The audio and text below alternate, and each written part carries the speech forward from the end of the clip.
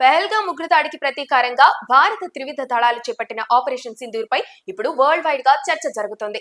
పాక్ పీచమణిచేలా అర్ధరాత్రి 1:44 ఉగ్ర స్థావరాలపై భారత సైన్యం మెరుపు దాడులు చేసింది. ఈ దాడులను పాక్ ప్రభుత్వం కూడా ధృవీకరించింది. భారత్ చేపట్టిన ఆపరేషన్ సింధూర్ వలన 8 మంది మృతి చెందినట్లుగా పాక్ ప్రభుత్వం లెక్కను తగ్గించి చెబుతోంది. 9 స్థావరాల్లో పాక్ లో 5, పీఓకేలో 4 ఇలా భారత్ మెరుపు దాడులు చేయడంతో 100 మంది వరకు ఉగ్రవాదులు మృతి చెందినట్లు తెలుస్తోంది. దీనిపై అధికారిక ప్రకటన వస్తే మరింత స్పష్టత వస్తుంది. అయితే పాక్ లో ఉగ్రవాదాన్ని ప్రోత్సహిస్తున్న జైషే మహమ్మద్, లష్కరే తోయిబా క్యాంపుల్లోనే అత్యధిక మంది ఉగ్రవాదులు చనిపోయినట్లు సమాచారం.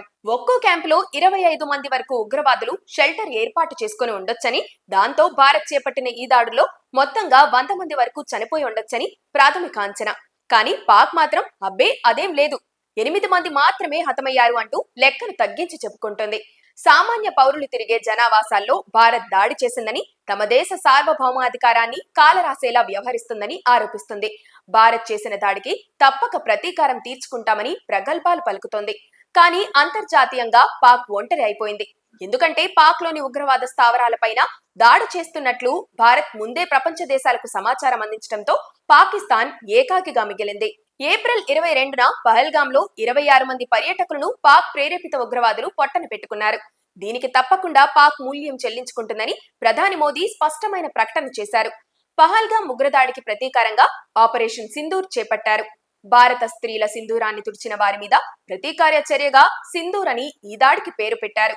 కశ్మీర్ లో సీమాంతర ఉగ్రవాదానికి కారణమైన లష్కరే తోయిబా, జైషే మహమ్మద్, హిజ్బుల్ ముజాహిద్దీన్ సంస్థల కీలకమైన క్యాంపులను భారత సైన్యాలు నేలమట్టం చేశాయి. పాక్ లోని ఉగ్రవాద శిబిరాలే తప్ప సామాన్య ప్రజలను లక్ష్యంగా చేసుకుని ఈ దాడి చేయలేదని భారత్ స్పష్టం చేసింది. అయితే పాక్ నుంచి గట్టి ఆరోపణలేవీ రాకపోవడం వల్ల అక్కడ సామాన్య ప్రజలకు తక్కువ హాని జరిగి ఉంటుందని అంతర్జాతీయ సమాజం భావిస్తోంది. భారత్ మెరుపు దాడులతో పాక్ తప్పకుండా కుయుక్తులు పన్నుతుందని, ఉగ్రవాద కార్యకలాపాల విషయంలో ఇకపై మరింత జాగ్రత్తగా వ్యవహరిస్తుందని అంతా భావిస్తున్నారు. ఇక భారత్ చేపట్టిన మెరుపు దాడుల్లో చనిపోయిన ఉగ్రవాదులు, వారి పేర్లు, వారి గురించిన పూర్తి వివరాలు బయటకు వస్తే ఉగ్రవాదంపై భారత్ జరిపిన కీలకమైన దాడిగా ఆపరేషన్ సింధూర్ హిస్టరీలో నిలిచిపోతుంది.